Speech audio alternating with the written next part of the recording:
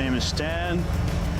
We're doing the water ballet, and we love this place.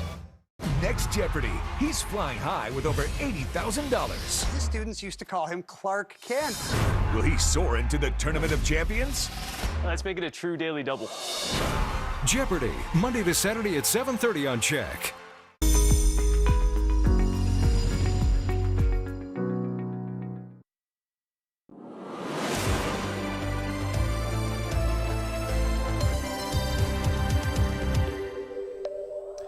Good evening. Thanks for joining us. Well, a major 180 from the province tonight. The previously fired Greater Victoria School Board trustees are back on the job with back pay. The case against them was withdrawn after explosive text messages came to light. Corey Sidaway has more. I think we're relieved to get to this point, but also extremely concerned. After fighting their firing in court, Greater Victoria's 9 trustees are back on the job. Today's results represents complete vindication for the Greater Victoria School Board. The government never had a lawful basis to fire us. The board was fired in January of 2025 by the Minister of Education over a dispute over the board's cancellation of the school police liaison program, something the trustees challenged in court. We are now more convinced than ever that the whole process was just a setup. And it was coordinated by senior ministry staff who worked closely behind the scenes with police and other advocates for a school police liaison officer program to try to force us to do what they wished. But today, as a judicial review of their firing kicked off, the province fully conceded its case. Suddenly, communications the government was legally required to disclose, texts between senior provincial officials, Victoria Police, and the special advisor assigned to assist the board in revising a school safety plan were revealed. Provincial lawyers say the Education Ministry previously said such texts didn't exist. The Education Minister said today she hadn't seen the texts and called the mistake accidental. I have recently been advised by my ministry staff that the ministry inadvertently failed to provide all necessary documents. The presiding judge didn't see it as an innocent mistake, saying she was deeply concerned and that the Ministry of Education knowingly failed to comply with the court-ordered disclosure of communications. The contents of those messages were released today, some between Associate Deputy Education Minister Jennifer McCrae and the supposedly independently appointed special advisor. To be saying on the one hand that the special advisor was independent of the ministry, and yet they were being updated regularly. And the content of those updates is very telling. Also regularly being updated by McCrae was Victoria Police Deputy Chief Mike Brown. A day after the board's firing, Brown wrote McCrae, "Thanks so much for coming through on this file. I think you were a key player in this whole thing."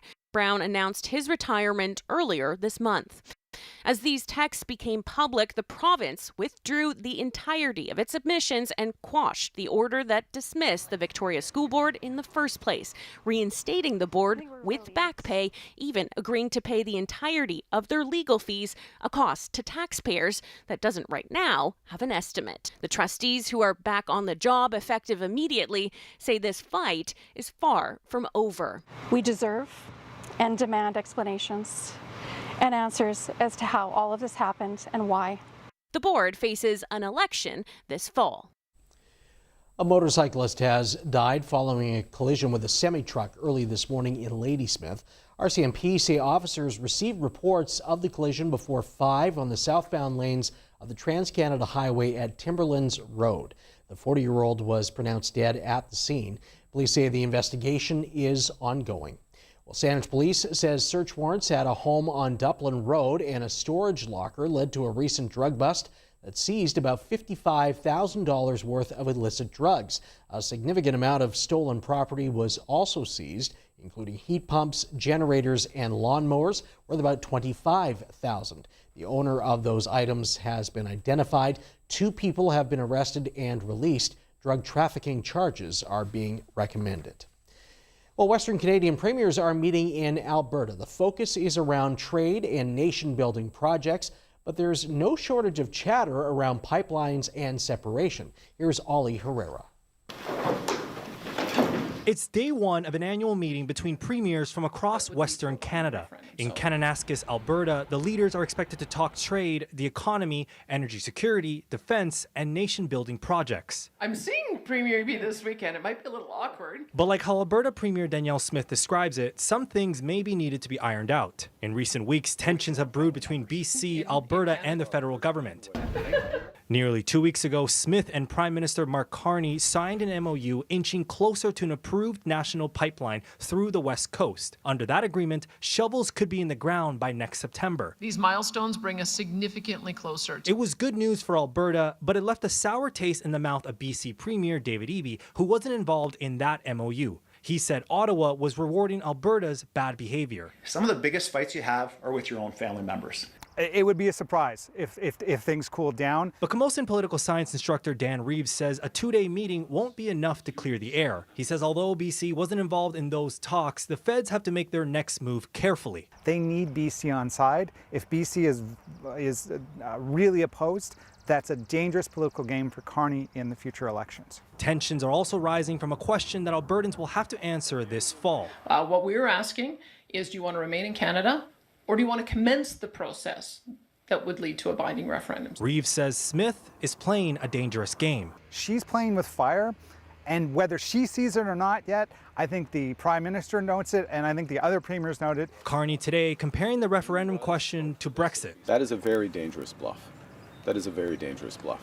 I saw firsthand what happened in the United Kingdom when the view was vote for this, it'll be soft, and then we'll negotiate, etc. And they end up, and they're still 10 years later trying to undo what people didn't think they were voting for, but what they ended up having. The Prime Minister also saying that his government is looking into whether that question violates the Clarity Act, which the Alberta Premier says it doesn't. The meeting with Western Premiers wraps up on Tuesday.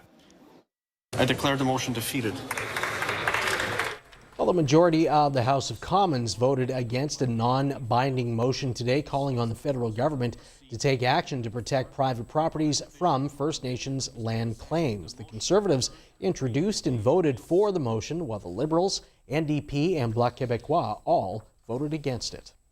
Meantime, a march in Campbell River today over Bill 20 and the approval of the Comox First Nation Treaty. The Wew'wachum First Nation says civil disobedience could ramp up if the province doesn't hit pause. Here's Dean Stoltz. Members of the Wew'wachum First Nation march in the streets of Campbell River today, even walking right through the BC Ferries terminal, trying to get attention in a peaceful way, they say, before things could heat up in the coming weeks. That's what my people are saying. And again, I reiterate that we hope to avoid that situation to the greatest extent possible and have a civil, peaceful resolution to the issue. They say they're angry and disappointed that the province and neighboring Comox First Nation aren't listening to their concerns. The province and Comox signed a treaty in April, and now Bill 20, as it's called, is going through the legislative process in Victoria before ratification. The issue, according to the Wew'wachum, is that the Comox Treaty overlaps much of its own ancestral territory. And our members, our hereditary chiefs, our elders have just really grown impatient and frustrated with a lack of a response from the provincial government on our repeated request to have Bill 20, the Comox Treaty that is going forward for legislation, to be paused so that we can have the time and space to have a peaceful resolution, a negotiated resolution to the overlapping claims that exist. Chief Roberts says formal notices have been provided to government and commercial entities operating within the territory, including notices related to BC hydro dams in the Campbell River watershed and users of the Island Highway, marine terminals, Seymour Narrows, and Discovery Passage. You think about it, there is multiple cruise ships that go through that passage. There's only one way to go, and once you leave Vancouver or Victoria to come this way, I think it's really hard for them to turn around. The Minister of Indigenous Relations and Reconciliation says there are still several steps for all parties to take. We will continue to work closely with Wew'wachum First Nation to find solutions to address issues and concerns through the ratification process. Meanwhile, the Comox First Nation says we are deeply concerned by the continued spread of blatantly incorrect information regarding our efforts to reconcile shared territory issues and the Crown's consultation history. Public claims being advanced by Wew'wachum and Lac Wallams are not supported by evidence. I would like to say that The treaty has definitely affected our people, and it's gonna affect us because we're worried that we're gonna lose title rights to our land. Wee Kum, young and senior, share their concerns. We do not want to be argumentative about it. We feel strongly that Comox needs to come to the table so we can both negotiate in a fair and equitable manner. And the Wee Kum say if the province doesn't pause and make that happen, there will very likely be public disruptions this summer. Well, the Marmot Recovery Foundation is asking for help to find this marmot spotted in Campbell River. A photo was snapped near the old Island Highway in the Shelter Point area. Staff at the foundation haven't yet been able to trap it for several days. They say it's likely a 2-year-old that took a wrong turn somewhere. If you've seen the marmot, report it to the foundation as they try to get it back to its natural habitat as soon as possible. Well, a submarine from South Korea is docked at CFB Esquimalt after a historic crossing, and its arrival comes with Ottawa in the market for new subs. Here's Mackenzie Reed. Welcome. A special welcome for the members of the Republic of Korea Navy who just completed a historic journey to CFB Esquimalt by submarine.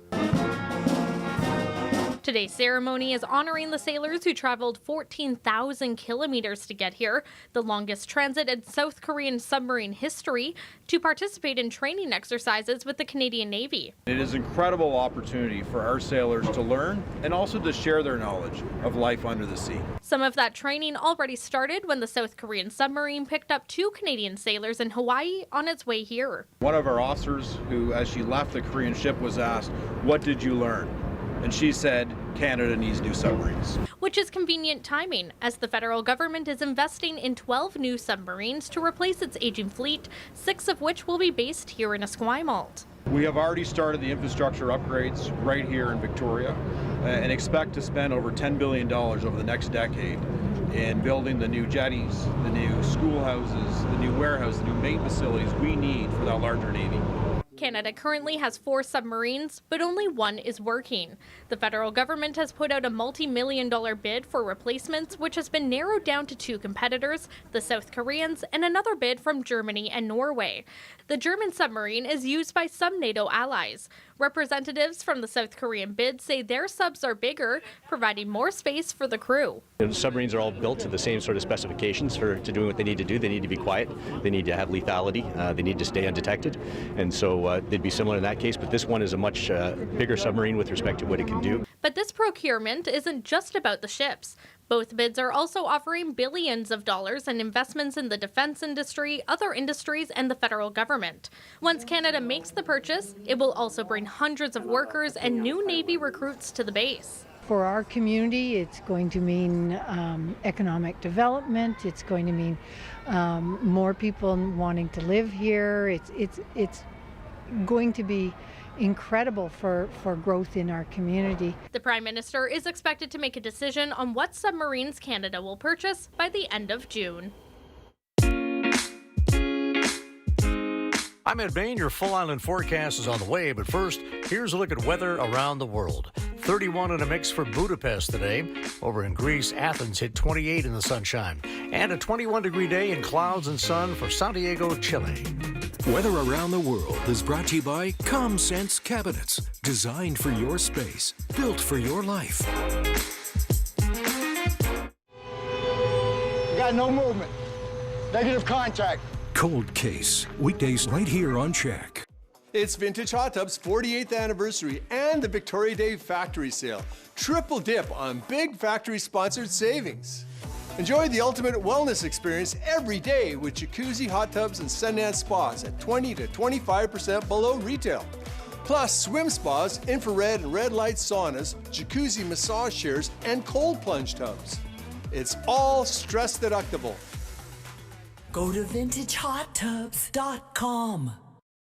The Jayco Family Blue Tag event is on now at Traveland RV. Shop a huge selection of Jayco, Integra, Heartland, and Open Range RVs, all marked with exclusive Blue Tag pricing. And for a limited time, receive a $1,000 gas card on new travel trailers, $1,500 on fifth wheels, and $2,000 on motorhomes with purchase. More selection, more savings, more reusable adventures. Don't miss the Jayco Family Blue Tag event, on now at Traveland RV. Simply unbeatable since 1977.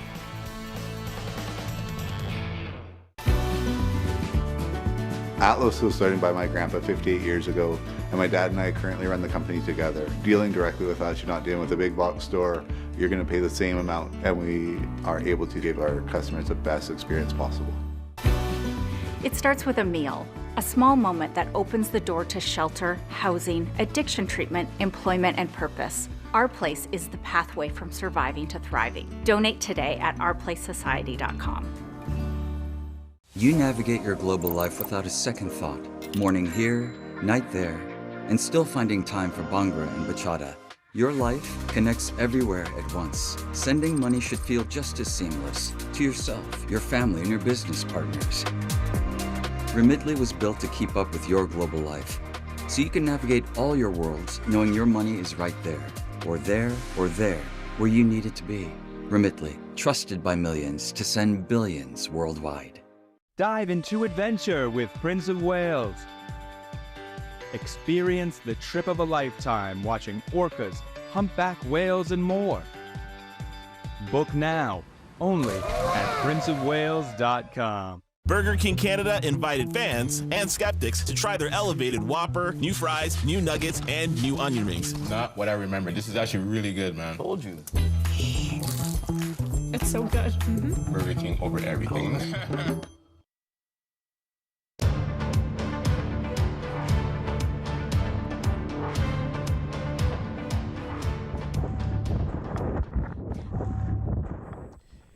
A shocking video from Austria this weekend when an airplane clips a paraglider, sending her into a terrifying free fall. It takes a woman about 10 seconds to deploy her reserve chute before a hard landing on the ground. The 28-year-old pilot says he was unable to avoid the collision. The woman was taken to hospital as a precaution, but other than a few bumps and bruises, she's okay. Salzburg police say a full investigation is now underway. We require people to bring down temporary structures, tents, canopies. We do require that people pack up belongings. Camping overnight in Vancouver parks will still be allowed during the FIFA World Cup. The city has issued a human rights plan which will see homeless people structures removed in the daytime under pre-existing rules. The city says while it is required by FIFA to conduct beautification like covering construction sites and removing graffiti, it won't impact human rights. The final plan comes months after a preliminary version triggered concern from downtown Eastside neighborhood advocates.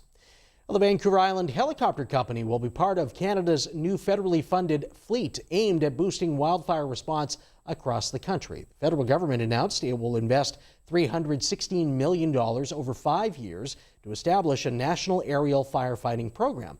Now, as part of that, VIH Helicopters has secured a contract to provide 2 Sikorsky heavy helicopters for the 2026 wildfire season. There'll be 5 planes and 5 heavy lift helicopters, and they will be pre-positioned at locations across the country, and that will be based on anticipated fire activity. And these aircraft can deliver large volumes of water or fire retardant, and that helps us slow the spread of wildfires. The heavy helicopters will be available from May 22nd through October 18th. Well, this spring, a young tree has sprung up from the top of the world's largest burl in Port McNeill that is a popular roadside attraction for the past 50 years. The burl was set on fire by vandals in 2023, yet the natural wonder remains, and now a tiny tree is growing out of the burl that was found on a 500-year-old Sitka spruce on the North Island in 1976. Well, a tribute to a beloved North Island woman is helping to complete the rebuild of Telegraph Cove after a devastating fire. It's a hand-painted sign full of history. Here's Sky Ryan. It's amazing. When Mary McFarland pictures her joyful mom, Margaret, she's here, forever young, in Telegraph Cove, where the adventurous young woman taught in the one-room schoolhouse in the 1930s and 40s fell in love, started a family. This place meant so much to her, and she was so connected to the people here. So when a fire burned the boardwalk and several buildings to the ground in 2024, it also destroyed the iconic hand-painted sign that Margaret Fleming hand-painted for the community 80 years ago. Now that the rebuild of Telegraph Cove is nearly complete, McFarland is here to repaint her mother's sign. It feels really good to be doing this for my mom. Oh, I think she'd think it was wonderful. Yeah, oh no, she'd be in tears. For sure she'd be in tears.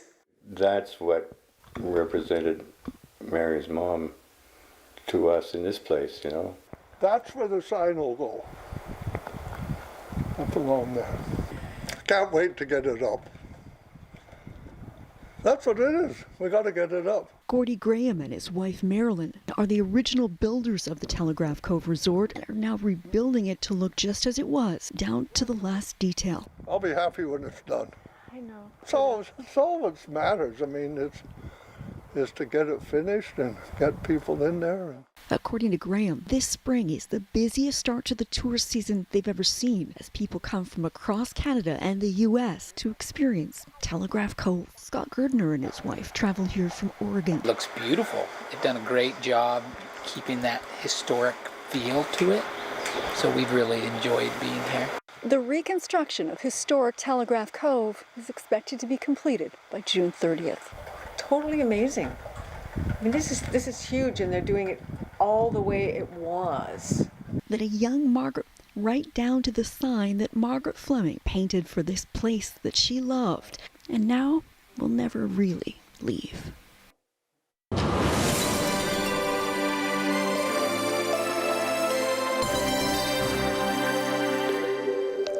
I'm Ed Bain. Here's your extended forecast. After a few showers today, it's going to be all sunshine tomorrow through Thursday on the North Island. High temperatures in the mid-teens right down that stretch. It cools off to 13 and a possible shower for Friday. Cloudy and 14 again for Saturday. And then a few showers again for Sunday with a high of 14 again. On to the Central Island. Quite the run of sunshine here. Tuesday right into the weekend is full sunshine. Low 20s Tuesday, Wednesday, Thursday. Around 16 by the end of the week and 18s ahead for both Saturday and Sunday in sunshine for the Central. Down to the South Island, we'll start off a little cloud cover tomorrow morning. We should clear off nicely after the midday and get about a 19-degree high for Tuesday. It's full sunshine for Wednesday at 24, 21 in the sun on Thursday. Our weekend will have a little more cloud cover. It's a mix on Friday, Saturday, and Sunday, 18 to 19-degree highs right down that stretch. The Canadian dollar was up slightly to 72.44 U.S. The TSX gained about 3.60. U.S. markets closed today, of course, as the country celebrates Memorial Day, and there was no price settlement for crude oil or gold contracts because of the holiday as well.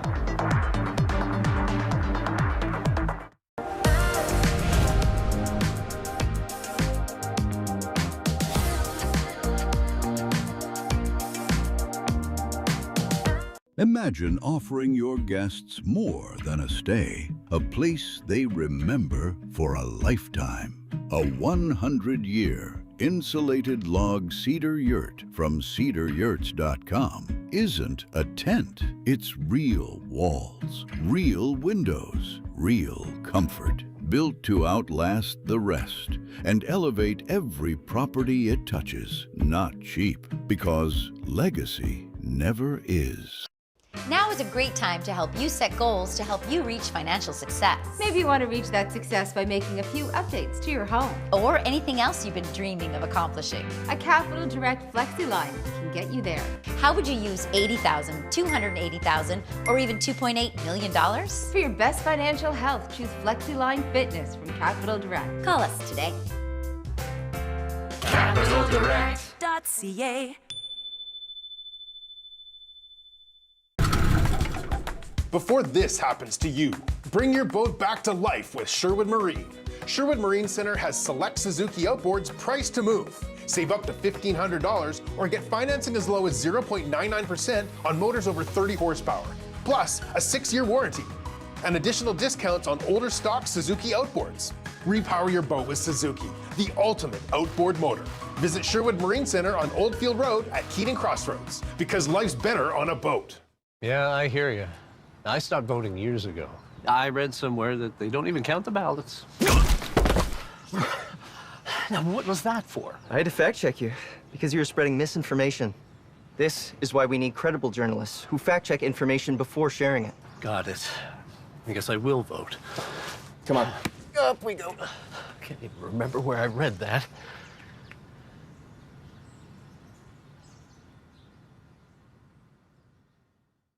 It's Vintage Hot Tub's 48th anniversary and the Victoria Day Factory Sale. Triple dip on big factory-sponsored savings.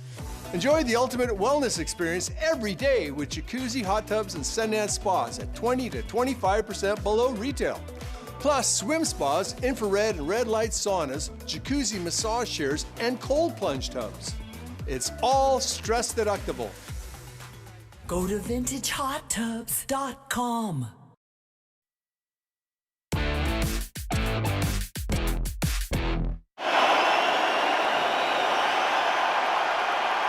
Claude Lemieux, a Canadians rookie on their 1986 Stanley Cup team, the torchbearer tonight in Montreal for Game 3 of the East Final. The Habs and Hurricanes tied at 1, and Carolina strikes first.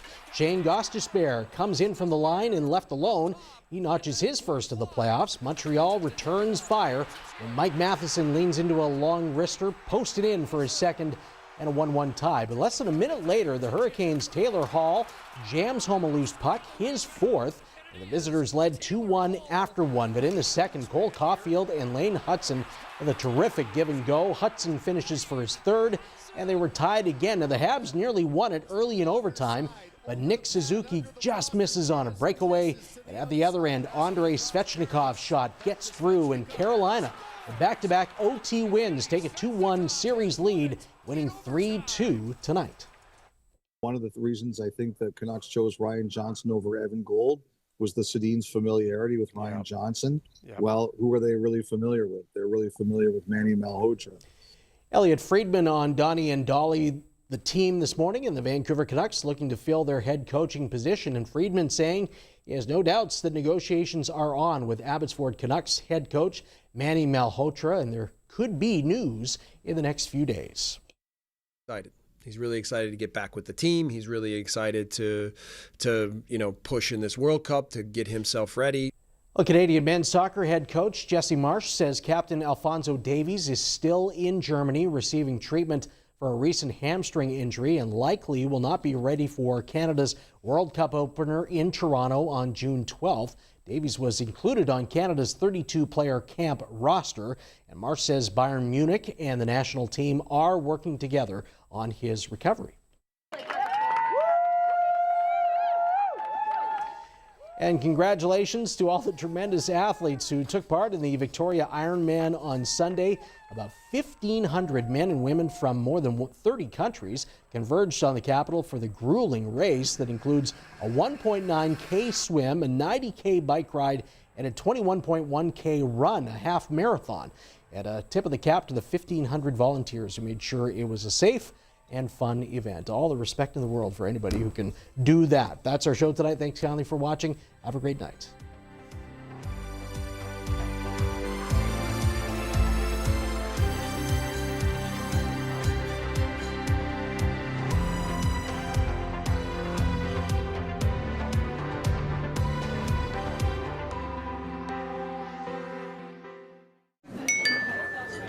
Charlie's having a friend over. Aww. Yo, we brought chips. Just a few more kids. Enjoy.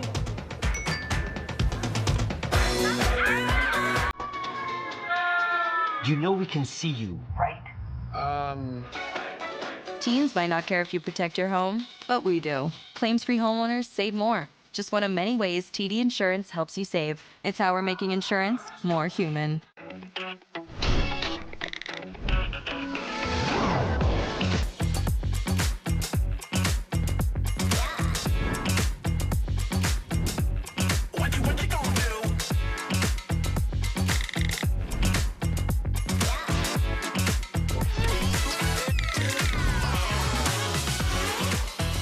Lease the all-new 2026 Jeep Cherokee Hybrid from 2.99% for up to 24 months on all models.